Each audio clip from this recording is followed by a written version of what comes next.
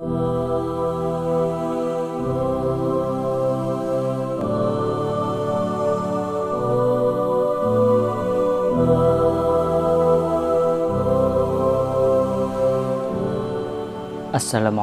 warahmatullahi wabarakatuh.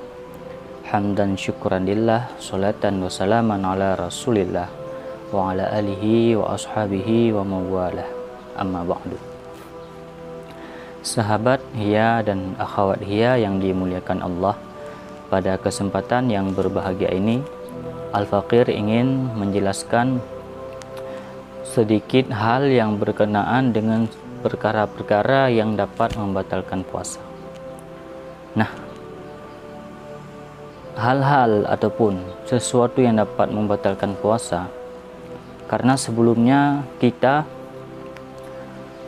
salah satu rukun daripada berpuasa adalah imsak ataupun menahan diri dari sesuatu yang dapat menyebabkan batalnya puasa.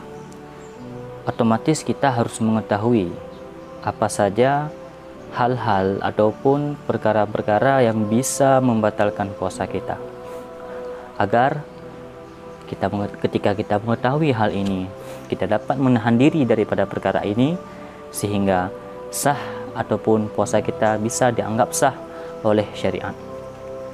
Yang pertama adalah perkara yang dapat membatalkan puasa adalah memasukkan sesuatu ke dalam rongga yang 5. Rongga yang 5 yaitu hidung, mulut, telinga, kubul ataupun jalur depan, dan dubur ataupun jalur belakang. Yang pertama, hidung. Hidung dapat membatalkan puasa apabila kita memasukkan sesuatu melewati batas yang mana bila mana kita masukkan air ke dalam batasan tersebut, kita akan merasa panas ataupun akan merasa terganggu, akan merasa kesakitan sekitar batasan yang bertentangan dengan mata kita. Namun bila hanya sebatas memasukkan, misalnya kita mengupil ataupun memasukkan jari kita tanpa melewati batas yang dilarang oleh syariat, maka hal itu tidak akan dapat membatalkan puasa kita. Yang kedua, mulut. Memasukkan sesuatu ke dalam mulut kita, ini dapat membatalkan puasa apabila kita menelannya.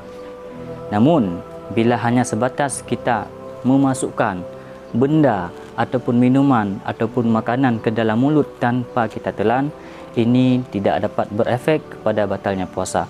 Cuman syarak menganjurkan untuk menghindari hal ini. Bahkan syarak menganggap hukumnya makruh, karena bila mana kita memasukkan sesuatu ke dalam mulut yang memang tidak kita telan dan juga tidak membatalkan, bila mana tertelan, ini dapat membatalkan puasa. Karena pada dasarnya diri memasukkan ini hukumnya makruh, dilarang oleh agama. Berbeda bila mana kita berkumur-kumur dalam berwudu, ini tidak dilarang dan tidak dimakruhkan, bahkan hukumnya sunnah. Dan bila mana tertelan air wudu ketika kita berkumur-kumur di wudu, ini pun tidak membatalkan puasa, karena pada dasarnya berkumur-kumur hukumnya sunnah. Yang ketiga, memasukkan sesuatu ke dalam telinga. Rongga yang terbuka ketiga adalah telinga. Telinga dapat membatalkan puasa bila melebihi batasan kita memasukkan jari kelingking. Misalnya kita masukkan jari kelingking sampai mana? Hanya sampai ke situ saja, tidak membatalkan puasa. Bila melebihi batas yang bisa dicapai oleh jari kelingking kita, misalnya kita masukkan pecahan-pecahan ataupun apa saja benda-benda yang lebih kecil daripada kelingking, ini dapat membatalkan puasa. Yang jalur yang keempat ataupun rongga yang keempat adalah jalur depan.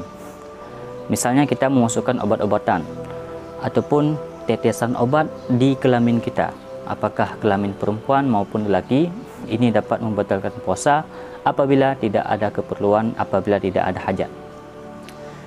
Dan jalur yang kelima ataupun rongga yang kelima adalah jalur belakang, dubur. Begitupun dubur, bila mana kita masukkan, apakah yang kita masukkan obat-obatan ataupun jari kita ini juga dapat membatalkan puasa bila tidak ada kemudaratan. Nah, solusi bagi kita yang seandainya kita ingin melakukan mandi wajib di siang harinya, yang pada dasarnya ketentuan daripada mandi wajib kita mengenakan air seluruh anggota tubuh yang terlihat.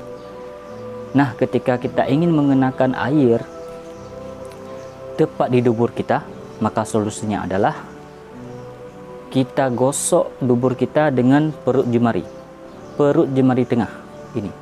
Kita gosok dan jangan kita masukkan jari kita ke dalam lubang tersebut. Bila mana kita masukkan ke dalam lubang dubur ataupun lubang belakang, ini dapat membatalkan puasa. Cukup kita gosok dengan perut jemari. Tidak usah kita masukkan jemari kita, karena ini dapat berefek kepada batalnya puasa. Ini yang pertama.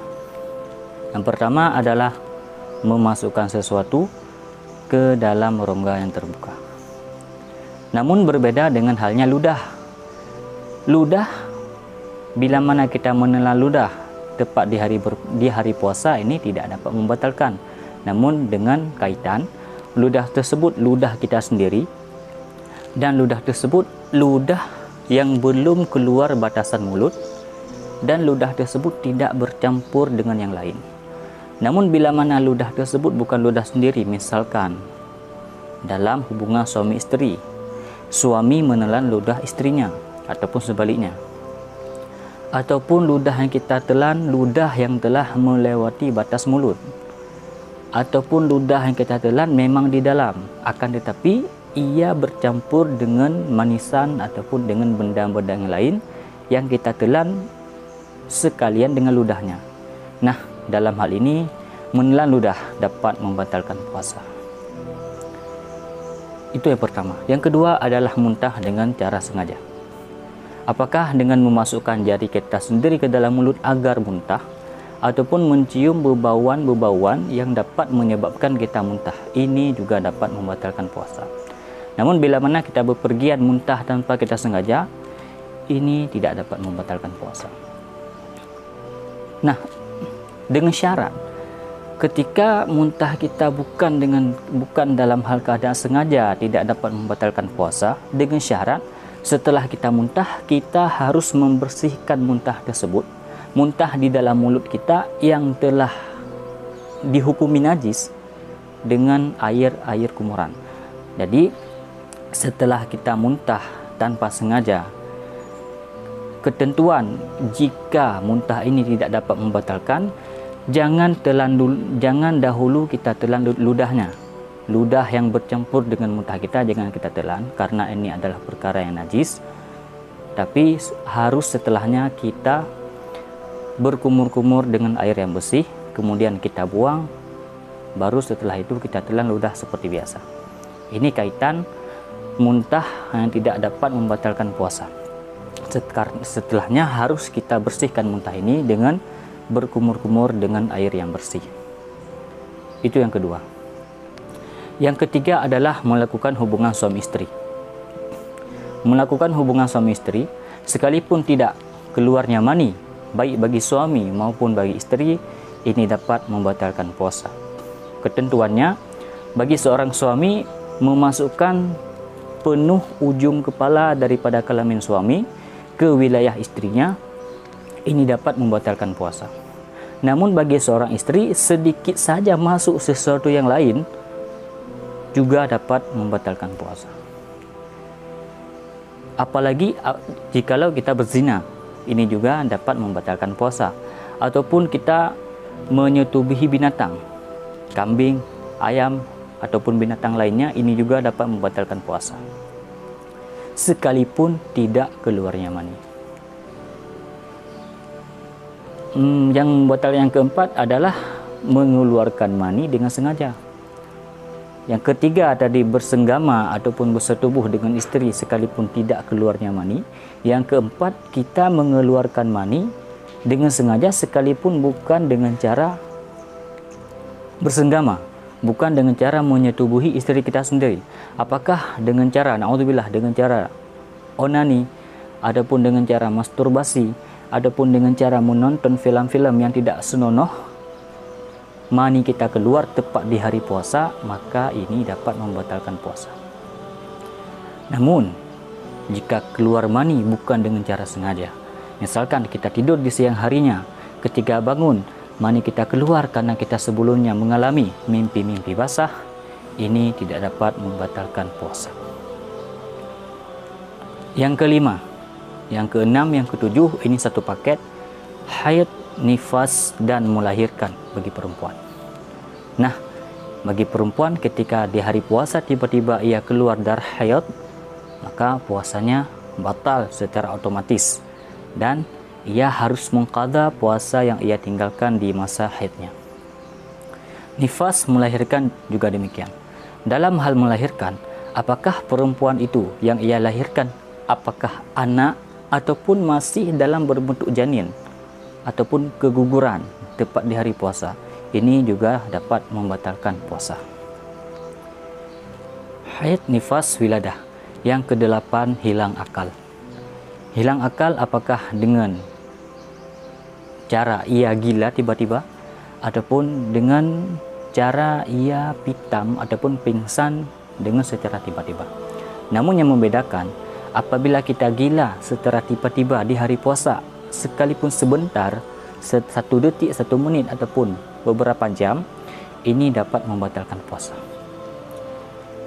Namun dalam hal pingsan yang dapat membatalkan puasa apabila ia pingsan sepenuh hari, tidak ia merasakan sedetik ataupun semenit pun dalam keadaan tidak pingsan. Misalkan ia pingsan di malam harinya, keesokan harinya atau malam esoknya ia baru bangun, ini puasanya tidak sah. Namun bila mana ia pingsan di paginya, kemudian di siangnya ia terbangun dan pingsan lagi, puasanya bisa dianggap sah. Puasanya dianggap sah oleh syariat. Namun bila ketentuan gila, sekalipun gilanya hanya sebentar, ini dapat membatalkan puasa. Dan yang terakhir adalah murtad. Murtad dapat membatalkan puasa tanpa secara otomatis. Dan bahkan puasa yang ia tinggalkan di masa murtadnya, bila mana ia masuk Islam kembali, puasanya wajib harus ia mengqadha. Berbeda dengan orang kafir yang bila mana ia masuk Islam, puasa yang ia tinggalkan di masa kafirnya tidak wajib ia mengqadha, tidak wajib ia mengganti dengan puasa yang lain. Alasannya targhiban, karena untuk memberi kegemaran, memberi kesenangan kepada mereka-mereka orang kafir yang telah sudi untuk masuk ke dalam agama Islam. Nah, sekian syarahan singkat tentang perkara-perkara yang dapat membatalkan puasa. Wabillahi taufiq wal hidayah. Assalamualaikum warahmatullahi wabarakatuh.